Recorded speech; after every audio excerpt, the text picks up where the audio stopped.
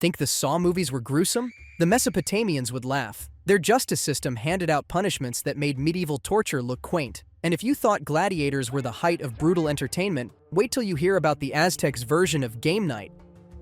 The Aztecs, a society built on blood. The Aztecs didn't just practice human sacrifice. They ran it like an industry. It wasn't a rare ritual. It was a daily event. If you lived in Tenochtitlan, you either watched sacrifices or became one. The empire believed the gods needed fresh human hearts to keep the sun rising. No sacrifices, no sunlight. Simple as that. The numbers are staggering. When Templo Mayor was rededicated in 1487, records claim 80,000 people were sacrificed in just 4 days. Some historians say this was an exaggeration, but even conservative estimates put the annual death toll at 20,000. That's an assembly line level of killing. The victims weren't buried quietly either. Their skulls were put on tsumpantli, massive racks displaying thousands of heads. The biggest one held over 100,000 skulls, a reminder of what happened to enemies of the empire.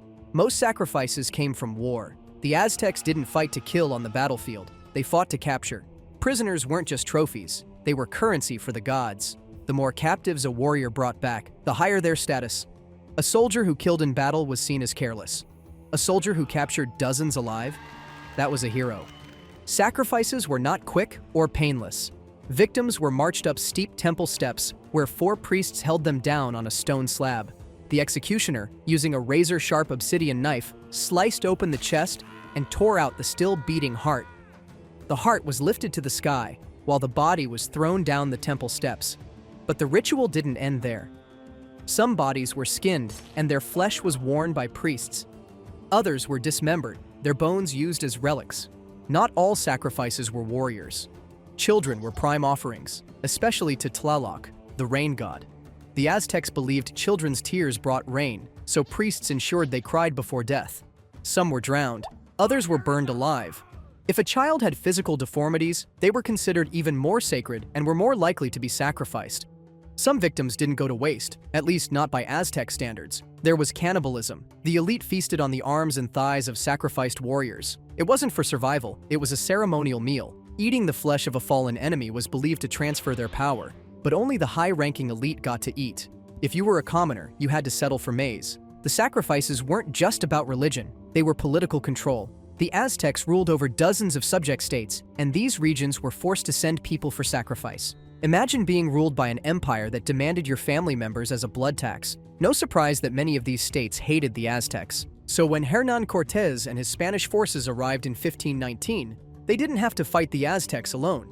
The people the empire had terrorized for years were more than happy to help take them down. Cortés formed alliances with these states, using their knowledge and manpower to launch an assault on the Aztec capital. By 1521, after brutal battles and a devastating smallpox epidemic, Tenochtitlan fell. When the Spanish stormed the city, they were horrified by what they found. Towering skull racks, blood-stained temples, and human sacrifices still happening as the city burned. Cortés and his men may not have been saints, but even they put an end to the Aztecs' ritual slaughter. And just like that, an empire built on blood collapsed in a sea of fire, disease, and betrayal. The gods didn't save them. Maybe they were full. The Spartans, a nightmare of social engineering. The moment a Spartan baby took its first breath, it was judged. If the child was weak, sickly, or had any kind of deformity, it was abandoned in the wilderness or tossed off a cliff at Mount Taygetus. No exceptions. Sparta didn't waste resources on the unfit. Only the strongest survived, and even they weren't safe for long. Sparta wasn't a city of art, culture, or philosophy. It was a military factory. Every male citizen existed for one purpose: war. From the age of 7, Spartan boys were taken from their families and thrown into the agage, a state-run training program that made modern boot camps look like daycare. Their education? Learning how to fight, steal, and endure pain without complaint. Literacy was an afterthought. Spartan boys weren't trained to be thinkers. They were trained to be killers. Starvation was part of the program. Boys were encouraged to steal food but beaten mercilessly if they were caught, not because they stole, but because they failed to do it properly. They were also routinely whipped, sometimes to death, in public endurance trials. The message was clear: pain was a lesson and weakness was a death sentence. The violence wasn't just training, it was entertainment. Spartan boys were forced to fight each other, often to the brink of death. The weak were culled early, and only the strongest made it to adulthood. By the time a Spartan reached 20, he was a full-fledged soldier, expected to fight until either victory or death. Even then, he wasn't free.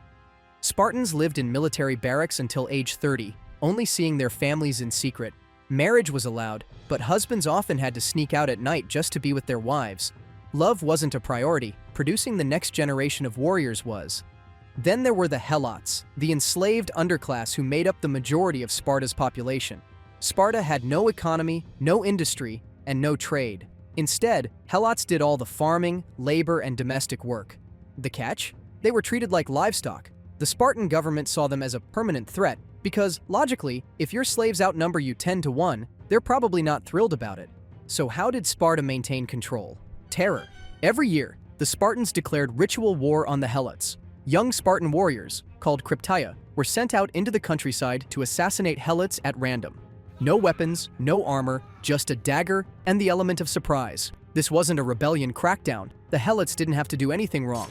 Killing them was simply a rite of passage for young warriors. The goal was to keep them afraid, hopeless, and too terrified to rise up. Sparta was the only Greek city-state where murder was state-sanctioned genocide. Spartan women lived under a different but equally extreme set of rules. Compared to other Greek women, they had more rights, but that's only because they were expected to breed soldiers. They were trained from childhood to be physically strong, racing, wrestling, and exercising to ensure they could produce healthy sons. If a woman couldn't bear children, she was considered useless. Spartan wives were even expected to share their husbands if another woman needed a child. Love? Personal choice?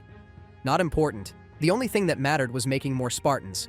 Despite their terrifying reputation, Spartans weren't invincible. Their rigid system made them terrible at adapting. They refused to embrace change, trade, or diplomacy. That worked until they met an enemy they couldn't overpower.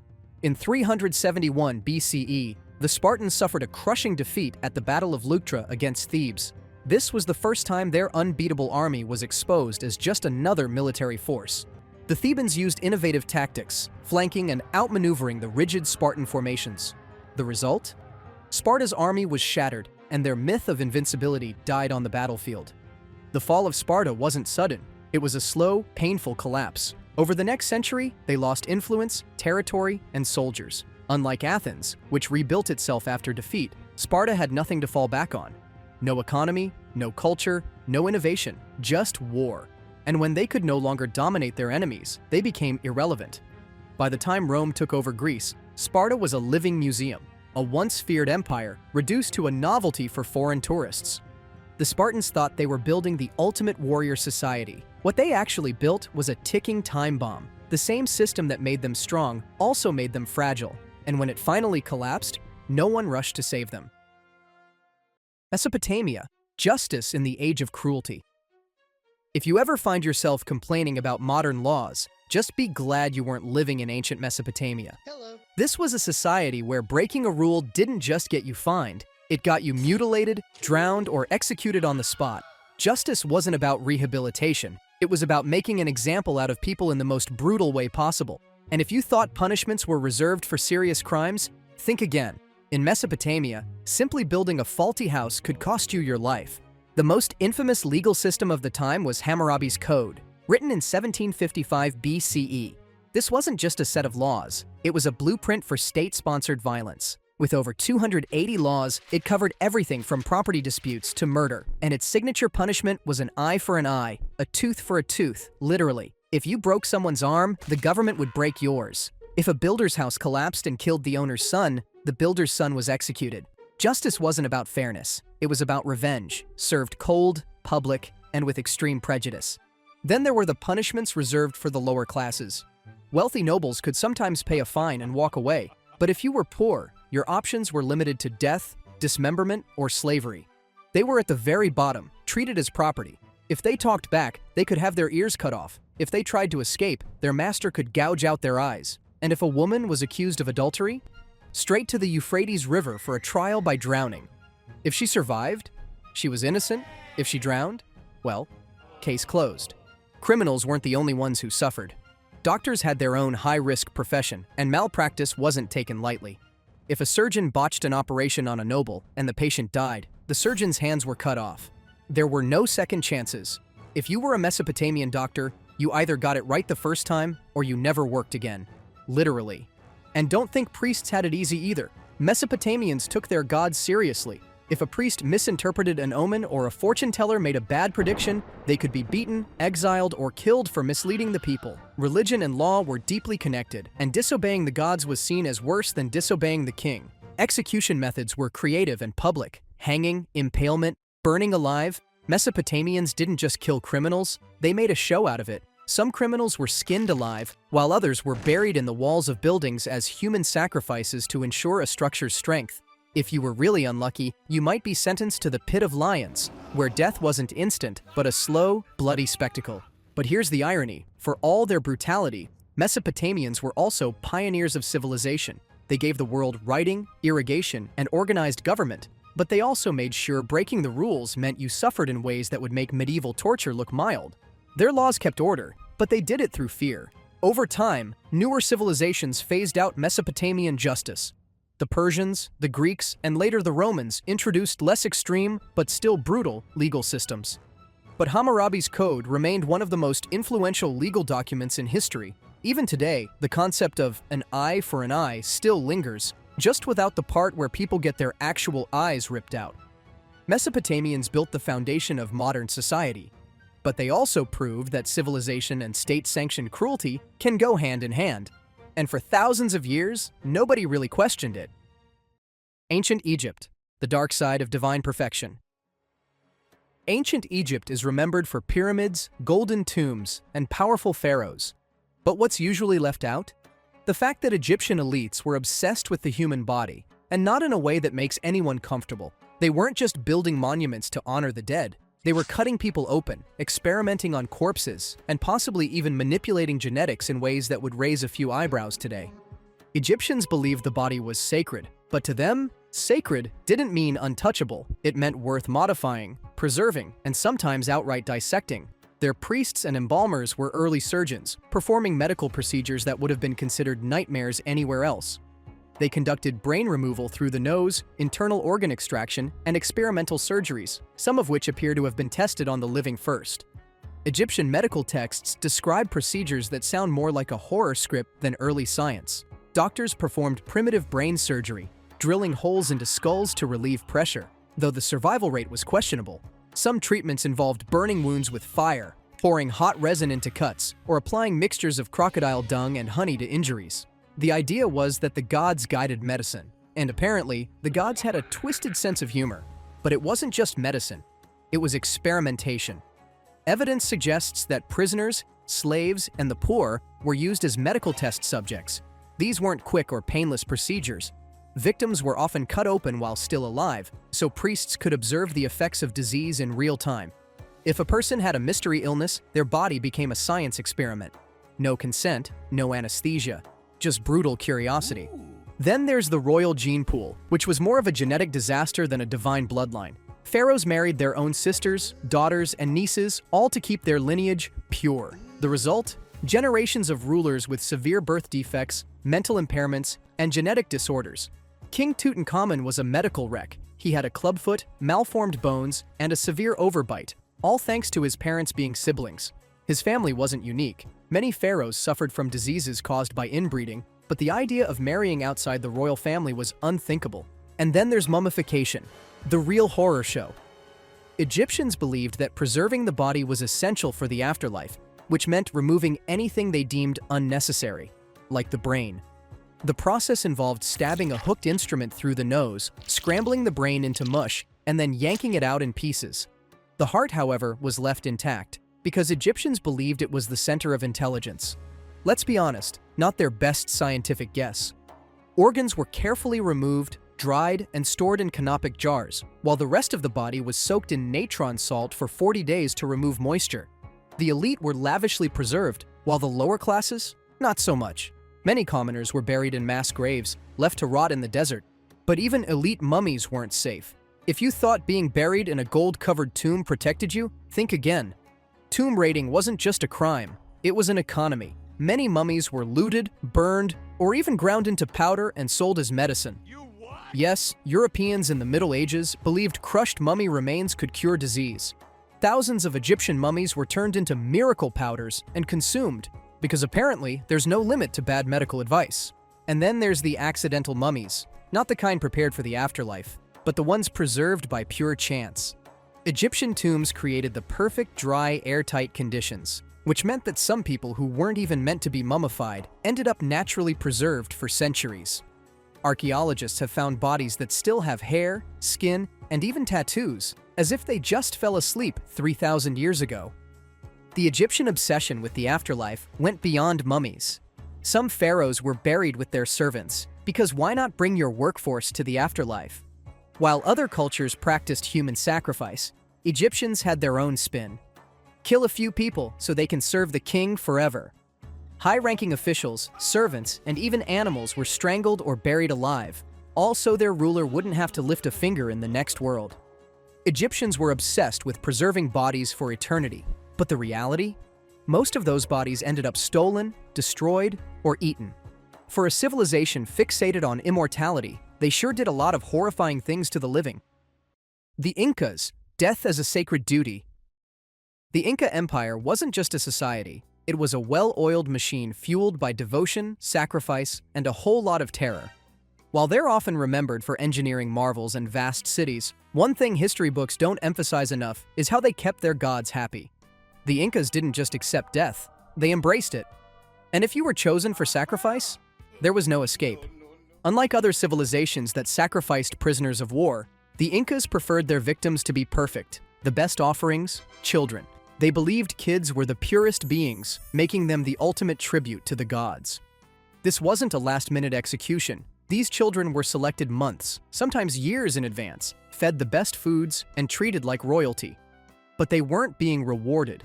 They were being prepared to die. The most infamous ritual was Capacocha, a state-run sacrifice system designed to ensure the empire's relationship with the gods stayed strong. When an emperor died, when a natural disaster struck, or when a new ruler needed divine approval, the Incas turned to children. These kids, often between 6 and 15 years old, were taken from their families and sent on a grueling march through the Andes. Some walked hundreds of miles to reach their final resting place, dressed in elaborate clothes and adorned with jewelry, because even in death, appearances mattered. Execution methods varied. Some were drugged with coca leaves and chicha, fermented corn beer, left to freeze high in the mountains where they would die of hypothermia. Others were strangled, suffocated, or hit over the head with a blunt object to ensure a swift death. The cold, dry climate preserved their bodies perfectly. When archaeologists uncovered them centuries later, some were so intact that they still had blood in their veins. Scans even revealed something horrifying. Some children woke up moments before dying, meaning they were aware, at least briefly, of what was happening. And it wasn't just children. Wives of dead rulers were often forced to die alongside them, because apparently the afterlife required companions. In some cases, entire groups of servants, concubines, and even officials were strangled or buried alive to accompany their leaders into the next world. If you were an elite in Inca society, you weren't just living for yourself, you were living for the emperor. And when he died, you died too. Then there was ritual cannibalism. While the Incas weren't known for large-scale human consumption like some civilizations, there is evidence that certain tribes under Inca rule practiced eating human flesh. This wasn't for survival, it was a spiritual act. Consuming part of a sacrificed warrior or priest was believed to transfer their power to the living. But sacrifices weren't just about killing, they were about control. The Incas ruled over a massive empire, stretching from modern-day Ecuador to Chile, and not everyone was thrilled to be under their control. Some subject tribes were forced to offer up their own people for sacrifice, a constant reminder of who was really in charge. If a tribe resisted, they didn't just lose a few warriors in battle, they lost their children to the priests. It was psychological warfare with a spiritual twist. Despite their brutal practices, the Incas weren't bloodthirsty for no reason. Their entire empire was built on reciprocity with the gods. They believed every sacrifice, human or animal, kept nature in balance. And honestly, their empire thrived for centuries under this system. Roads, agriculture, architecture, all flourished. But when the Spanish arrived in 1532, that balance shattered. The Incas faced not just an enemy, but an unstoppable force of disease, war, and betrayal. Their civilization, once built on divine order, collapsed within a few decades. Inca sacrifice was never seen as barbaric within their own society. It was an honor, a duty, a sacred exchange. But for those chosen, it was a slow walk toward death with no way out. Their world ran on blood and devotion, until both ran out.